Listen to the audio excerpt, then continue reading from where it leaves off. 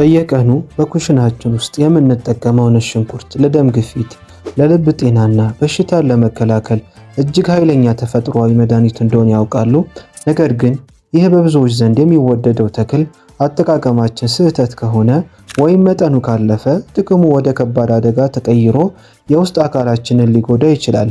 ዛሬ ስለ ነጭ ሽንኩርት ሙሉ እውነታ፣ 10 አስደናቂ ጥቅሞችንና ማንም የማይነግረውትን ድብቅ የጎንዮሽ ጉዳቶች በጥልቀት እናያለን።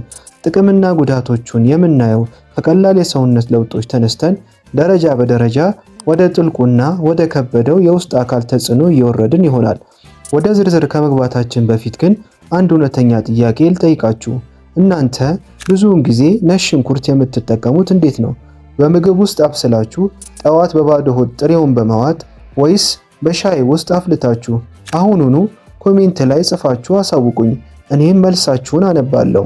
ነገር ግን ነጭ ሽንኩርት አንድ በጣም አስደንጋጭ ድብቅ ማስጠንቀቂያ አለው። ከቀዶ ጥገና ሰርጀሪ በፊት ወይም ከተወሰኑ የደም ማቅጠኛ መድኃኒቶች ጋር ነጭ ሽንኩርትን አብዝቶ መውሰድ ለሕይወት አስጊ ወደሆነ የውስጥ ደም መፍሰስ አደጋ ሊያጋልጠን የሚችለው ለምንድን ነው? እጅግ ወሳኙን ሳይንሳዊ ሚስጥር በቪዲዮ መጨረሻ ላይ 10ሩን ጥቅምና ጉዳቶች በዝርዝር ካየን በኋላ የምንመለከተው ይሆናል። እንዳያመልጦ።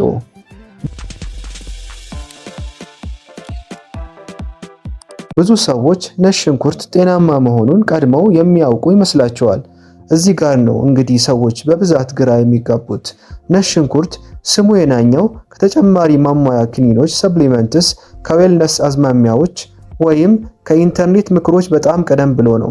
እሱ ትልቅ ዋጋ የተሰጠው ለአንድ ዓላማ ታስቦ በጥንቃቄ ስራ ላይ ሲውል ከሰውነት ጋር በሚያደርገው መስተጋብር ምክንያት ነበር። የተለወጠው ነጭ ሽንኩርቱ ሳይሆን እኛ አሁን የምንጠቀምበት መንገድ ነው።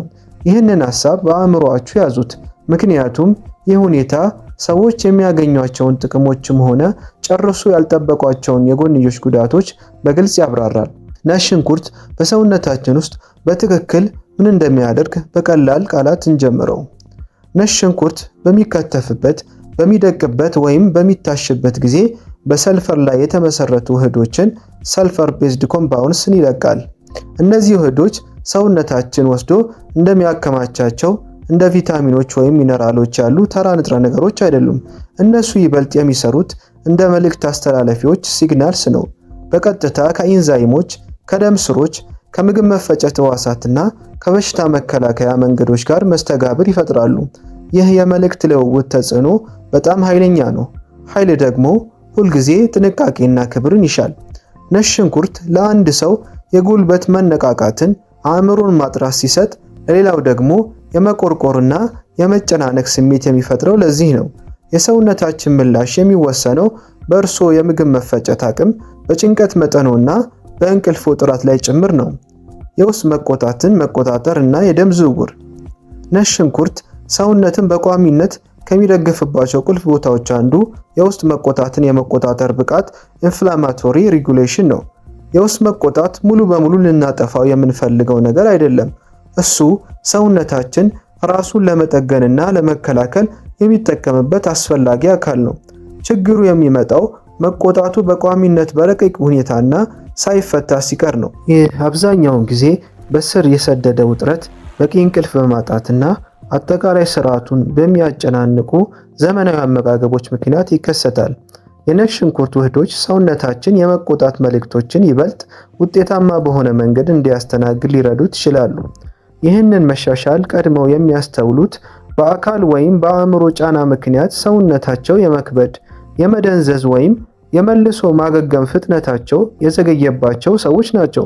ታካሚዎቼ ብዙ ጊዜ ይህንን ሁኔታ በሕክምና ቃል ሳይሆን በተግባር ካዩት ሕይወታቸው በመነሳት ዶክተር፣ ነጭ ሽንኩርት ስጠቀም በውስጤ የሆነ የመቅለል ወይም የውስጥ መጨናነቅ የመቀነስ ስሜት ይሰማኛል ይሉኛል።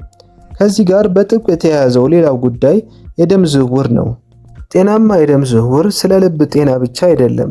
ይልቁንም የደም ስሮቻችን ለሚቀያየሩ የሰውነት ፍላጎቶች፣ ለጭንቀት፣ ለእንቅስቃሴ፣ ለእረፍት ምን ያህል ፈጣን ምላሽ መስጠት መቻላቸው ላይ ጭምር እንጂ። ነጭ ሽንኩርት የደም ስሮች ጠንካራና ግትር ከመሆን ይልቅ ተለዋዋጭና የመለጠጥ ብቃት እንዲኖራቸው በመርዳት ይህንን ምላሽ ይደግፋል። ይህ በተለይ ዕድሜ እየገፋ ሲሄድ በተለይም ከ40 ዓመት ዕድሜ በኋላ የደም ዝውውር በተፈጥሮ ተለዋዋጭነቱ በሚቀንስበት ወቅት እጅግ በጣም አስፈላጊ ይሆናል። አሁን ሰዎች በጣም አልፎ የሚያገኙትን አንድ ቁልፍ ነጥብ እናንሳ። የደም ዝውውርን የሚደግፉት እነዚያ ውህዶች የምግብ መፈጨት ስርዓትንም በተመሳሳይ ሁኔታ ያነቃቃሉ። ነጭ ሽንኩርት የምግብ መፈጨት እንቅስቃሴን ይጨምራል። የምግብ መፈጨት ጭማቂዎች እንዲለቀቁ ያበረታታል። እንዲሁም ምግቦች በአንጀት ውስጥ የሚጓዙበትን ተፈጥሯዊ እንቅስቃሴ ይደግፋል። የምግብ መፈጨት አቅማቸው ለዘገየባቸው፣ ከተመገቡ በኋላ የባዶነት ወይም የመክበድ ስሜት ላለባቸው ወይም በአንጀት ስንፍና ምክንያት የሆድ መነፋት ለሚቸግራቸው ሰዎች ይህ ማነቃቂያ ትልቅ እፎይታ ሊሆን ይችላል። ታካሚዎች ብዙ ጊዜ ነጭ ሽንኩርት የምግብ መፈጨት ስርዓታቸውን ይበልጥ እንዲነቃ ወይም ምላሽ እንዲሰጥ እንደሚያደርገው ይነግሩኛል። ነገር ግን ማነቃቂያ ሁልጊዜ ጠቃሚ ላይሆን ይችላል። እዚህ ጋር ነው እንግዲህ የነጭ ሽንኩርት ስም ግራ የሚያጋባው። አንድ ሰው ቀድሞውኑ ስስ የሆድ ሽፋን፣ የቃር ወይም የጋስትራይተስ መቆርቆር ካለበት ነጭ ሽንኩርት በጣም ሻካራና ሊጎረብጠው ይችላል። የሚገኘው ጥቅምና የሚመጣው ምቾት ማጣት የሚመነጩት ከአንድ ተመሳሳይ የአሰራር መንገድ ነው። ነጭ ሽንኩርትን ልክ የምግብ መፈጨቱን የድምፅ መጠን ከፍ እንደማድረግ አድርገው ያስቡት። ለአንዳንዶች ያ የድምፅ ከፍታ ግልጽነትና የተስተካከለ ሪትም ያመጣል። ለሌሎች ግን ዝም ብሎ ረብሻና ጩኸት ይሆንባቸዋል። ይህ ያው መርህ በጉልበት ኢነርጂ ላይም ይሰራል። ጉልበት ማለት ምን ያህል እንደሚመገቡ ብቻ አይደለም፣ ይልቁንም ሰውነታችሁ የተመገቡትን ምግብ ምን ያህል በብቃት ወደ ስራ እንደሚለውጠው እንጂ።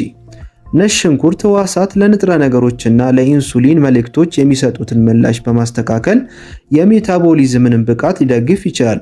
በዚህ የሚጠቀሙ ሰዎች ድንገተኛ መነቃቃት ሳይሆን ቀጣይነት ያለው የተረጋጋ ጉልበት እንደሚያገኙ ይገልጻሉ። ነገር ግን ነጭ ሽንኩርት በተለይ በከፍተኛ መጠንና በባዶ ሆድ ሲወሰድ የነርቭ ስርዓቱን ከማመጣጠን ይልቅ ወደ ከፍተኛ ንቃትና መረበሽ ሊገፋው ይችላል። ሰዎች ከተረጋጋ ጉልበት ይልቅ የውስጥ ሙቀት፣ መቆርቆር ወይም የሆድ ምቾት ማጣት ሊሰማቸው ይችላል። እዚህ ጋር የምግብ አወሳሰድ ታይሚንግ እጅግ ወሳኝ ነገር ይሆናል። ነጭ ሽንኩርት በተለምዶ በሽታ የመከላከል አቅምን ለመደገፍም ጥቅም ላይ ሲውል ቆይቷል። በታሪክ ውስጥ ነጭ ሽንኩርት በቋሚነት ዝም ብሎ አይወሰድም ነበር። ይልቁንም በወቅቶች መለዋወጥ፣ በብርድ ወራት ወይም ከፍተኛ የአካል ጫና በሚኖርበት ወቅት ነበር ስራ ላይ የሚውለው። ከባዮሎጂ አንጻር ሲታይ ነጭ ሽንኩርት ከበሽታ መከላከል የመልእክት መንገዶች ጋር መስተጋብር በመፍጠር ሰውነታችን ከመጠን በላይ ሳይደነግጥ ተገቢውን ምላሽ እንዲሰጥ ያግዘዋል።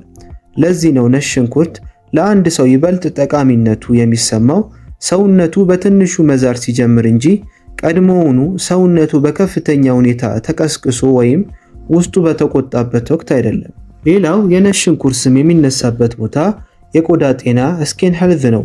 ምንም እንኳ ይህ ተጽዕኖ ቀጥተኛ ባይሆንም ቆዳ የውስጣዊ ሚዛናችን፣ የምግብ መፈጨት፣ የደም ዝውውር እና የውስጥ መቆጣት ቁጥጥር ነጸብራቅ ነው።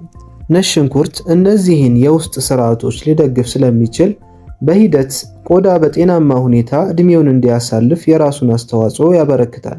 ይህ ማለት ነጭ ሽንኩርት የቆዳ ችግሮችን በቀጥታ ያድናል ማለት አይደለም። ነገር ግን ለቆዳ ተስማሚ የሆነ የውስጥ አካባቢን ለመፍጠር አንዱ አጋዥ ሊሆን ይችላል።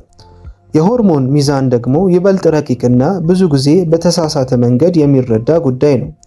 ነጭ ሽንኩርት የሆርሞን መጠኖችን በቀጥታ አይቀይርም። እሱ ሊያደርግ የሚችለው በሆርሞን ቁጥጥር ላይ ተጽዕኖ ባላቸው እንደ የደም ስኳር ሚዛንና የጉበት ማብጣት ስራዎች ላይ የሚፈጠረውን ጫና መቀነስ ነው። በስር የሰደደ ውጥረት ውስጥ ያሉ ወይም መደበኛ ያልሆነ የምግብ ሰዓት ያላቸው ሰዎች እዚህ ጋር ጥቃቅን መሻሻሎችን ሊያስተውሉ ይችላሉ። አሁን እንግዲህ ቆም እንበል፣ ምክንያቱም ይህ ብዙ ሰዎች የሚሳሳቱበት ቅጽበት ነው። ነጭ ሽንኩርት ከጠቀመኝማ መጠኑን ባበዛው ይበልጥ እጠቀማለሁ ብለው ያስባሉ። ያ ግምት ነው እንግዲህ ለአብዛኞቹ የጎንዮሽ ጉዳቶች መከሰት ዋነኛው ምክንያት። በጣም የተለመዱት የጎንዮሽ ጉዳቶች ከምግብ መፈጨት ስርዓት ጋር የተያያዙ ናቸው።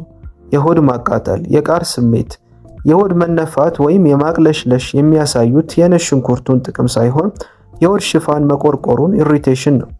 በባዮሎጂያዊ መንገድ ይህ የሚሆነው ነጭ ሽንኩርት ቀድሞውኑ ስስ በሆኑ የውስጥ ሕዋሳት ላይ ንቃትንና እንቅስቃሴን ስለሚጨምር ነው። እዚህ ጋር የመጠን ዶዝ ጉዳይ ትልቅ ዋጋ አለው። ነጭ ሽንኩርት በጣም የተከማቸ ኮንሰንትሬትድ ኃይል አለው።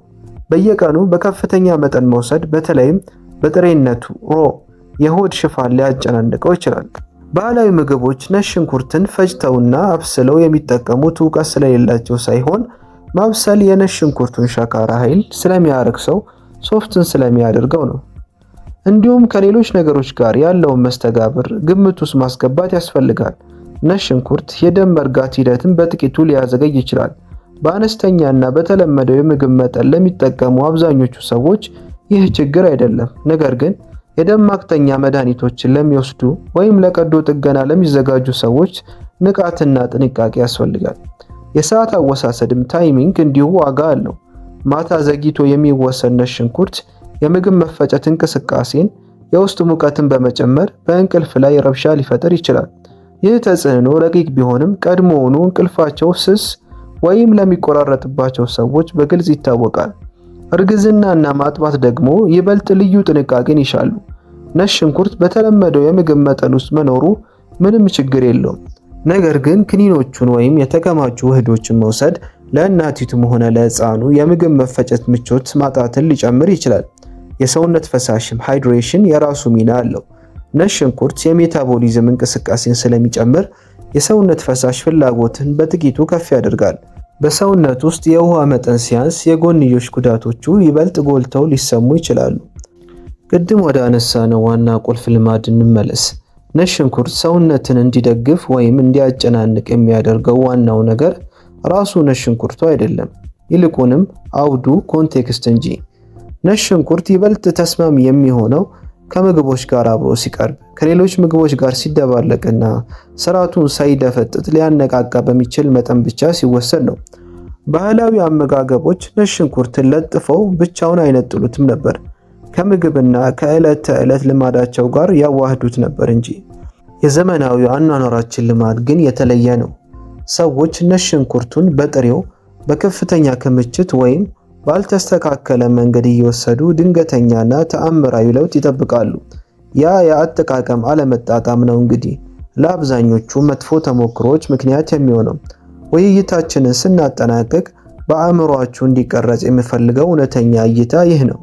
ነጭ ሽንኩርት ተአምርም አይደለም፣ ጠላትም አይደለም። እሱ አንድ መሳሪያ ቱል ነው። መሳሪያዎች ደግሞ በተሻለ ሁኔታ የሚሰሩት ካለ ገደብ በትልቅ ተስፋ ሲጫኑባቸው ሳይሆን አሰራራቸውን በጥልቀት ተረተን ስራ ላይ ስናውላቸው ብቻ ነው።